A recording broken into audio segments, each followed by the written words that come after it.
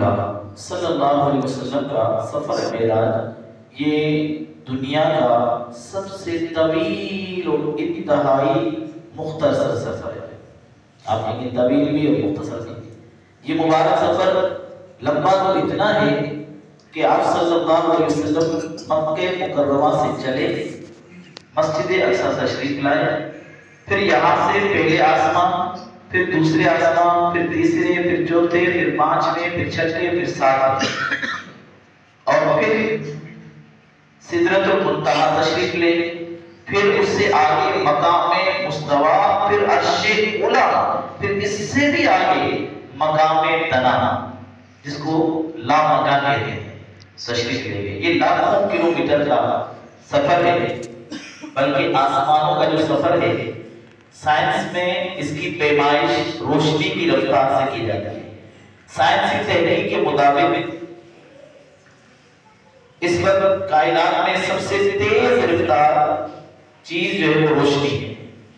روشنی ایک سیکنڈ میں 3 لاکھ کلومیٹر کا فاصلہ طے کرتی ہے۔ ایک سیکنڈ میں 3 لاکھ کلومیٹر کا فاصلہ طے کرتی ہے، اور سورج کی روشنی کو زمین تک پہنچنے میں 8.3 منٹ لگتے ہیں۔ 8 منٹ اور 3 سیکنڈ لگتے ہیں، یعنی سورج سے زمین تک 14 کروڑ 94 لاکھ کلومیٹر کا فاصلہ ہے۔ سبحان اللہ۔ پھر سورج ابھی پہلے آسمان سے بھی نیچے ہے۔ سید اعلیٰ حضرت رحمۃ اللہ علیہ فرماتے ہیں زمین سے سدرۃ المنتہا کا فاصلہ 50,000 سال ہے۔ اس سے آگے مستوی، اس کے بعد اللہ پاک جانے اس سے آگے عرش کے 70 حجابات، پھر حجاب سے دوسرے حجاب تک 500 سال کا فاصلہ، یہ کل ملا کر 35,000 سال کا فاصلہ ہوتا ہے۔ 35,000 سال، اور یہ 50,000 سال کا راستہ زمین سے سدرۃ المنتہا، 35 اور 50 یہ ہو گئے 85,000۔ 85,000 سال کا فاصلہ ہوا۔ پھر سدرۃ المنتہا سے عرش کے حجابات تک کتنا فاصلہ ہے یہ کوئی نہیں جانتا۔ حضور صلی اللہ علیہ وسلم عرش سے آگے کہاں تک تشریف لے گئے اس سے بھی کوئی واقف نہیں۔ الگ معراج کے دوران سرور انبیاء صلی اللہ علیہ وسلم اتنے ہزاروں لاکھوں سال دور گئے بھی واپس بھی تشریف لے آئے۔ غرض یہ اس سفر کی لمبائی ہے کہ اتنا لمبا سفر جو کئی کروڑ کلومیٹر پر مشتمل ہے، پھر اس کے ساتھ ہی انتہائی حیرانی کی بات تو یہ ہے کہ یہ دنیا کا سب سے لمبا سفر انتہائی مختصر وقت میں تھا۔ آپ صلی اللہ علیہ وسلم لامقام میں تشریف لے گئے، پھر واپس بھی تشریف لائے، اور وقت بھی اتنا گزرا تھا چند سیکنڈ کہ بستر مبارک بھی گرم تھا اور دروازے کی کنڈی بھی ہل رہی تھی۔ سبحان اللہ۔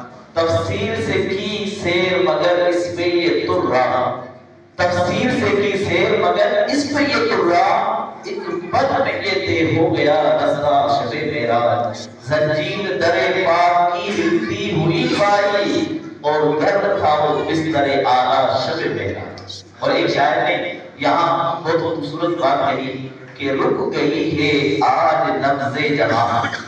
انسان کی نبض ہوتی ہے تو یہ جہاں کی نبض کہتا ہے، رک گئی ہے یہاں، رک گئی آج نبض جہاں، ان کی ہستی نکل گئی ہوگی۔ حقیقت یہی ہے کہ اصل بات یہی ہے کہ ہمارے آقا محمد مصطفیٰ صلی اللہ علیہ وسلم روح کائنات ہیں۔ روح کائنات، روح نکل جائے جسم رک جاتا ہے، اسی طرح روح کائنات صلی اللہ علیہ وسلم اس کائنات سے نکل کر لامقام میں تشریف لے گئے تو کائنات رک گئی، ہر چیز پر سجدہ طاری ہو گیا۔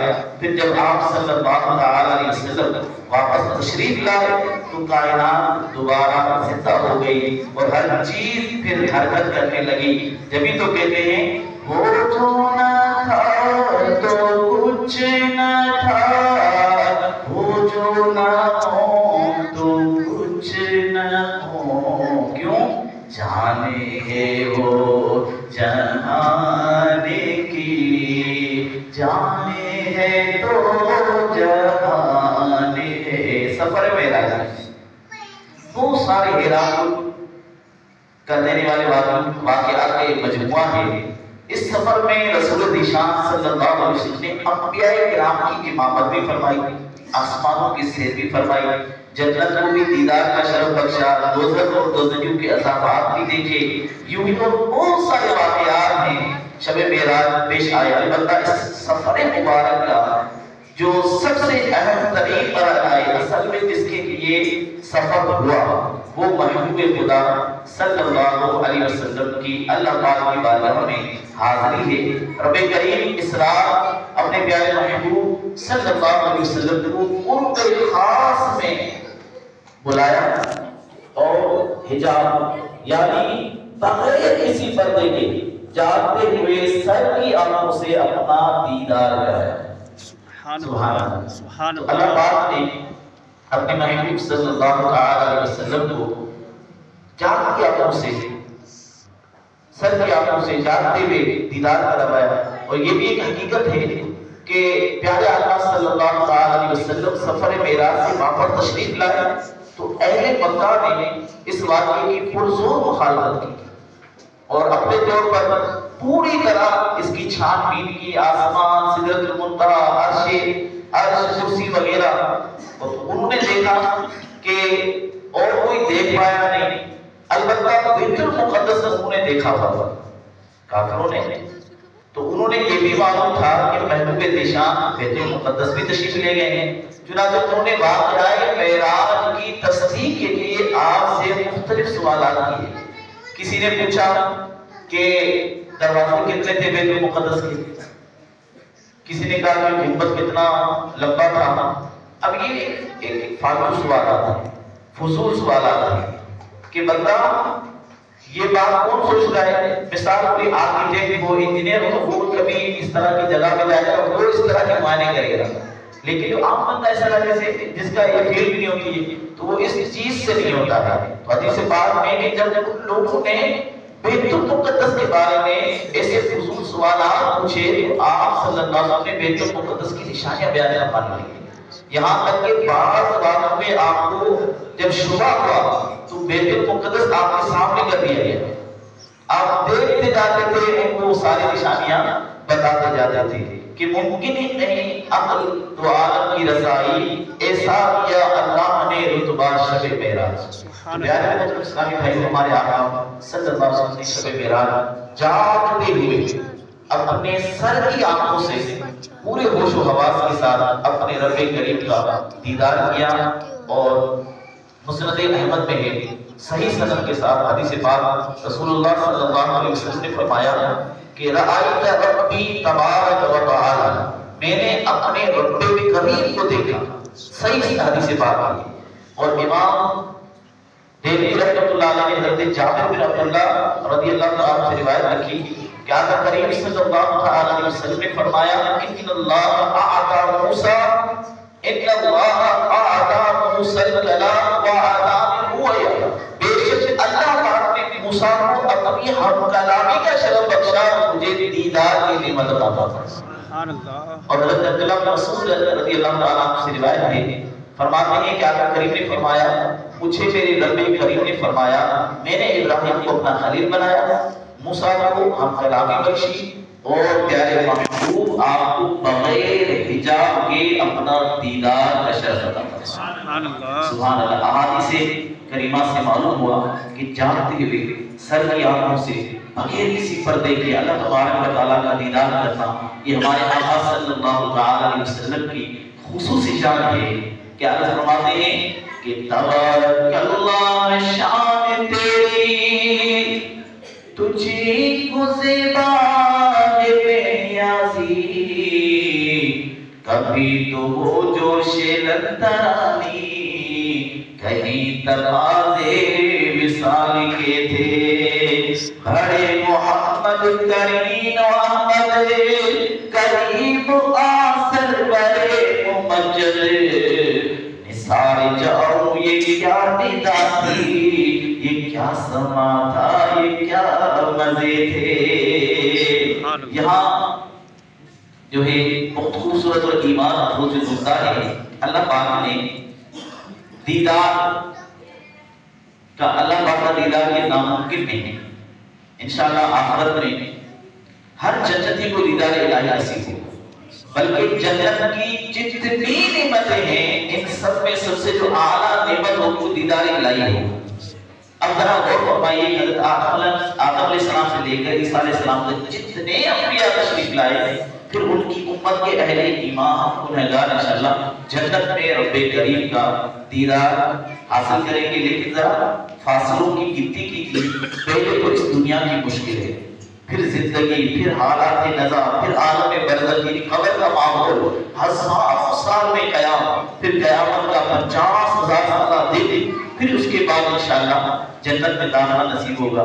پھر وہاں کی نعمتوں میں سب سے اعلیٰ نعمت اللہ پاک کا دیدار نصیب ہوگا. غرض کہ تمام انسانوں کو جو نعمت اتنے مرحلوں سے گزرنے کے بعد عطا کی جائے گی، میرے آقا اور آپ کے آقا مکی مدنی مصطفیٰ صلی اللہ علیہ وسلم کو وہی نعمت اس دنیاوی زندگی میں دی گئی اور عطا بھی اس شان سے ہوئی کہ میرے شیخ کامل فرماتے ہیں کہ قربان میں شان و عظمت پر سوئے ہیں چین سے بستر پر جبریل امی حاضر ہو کر معراج کا مجدہ سناتے ہیں.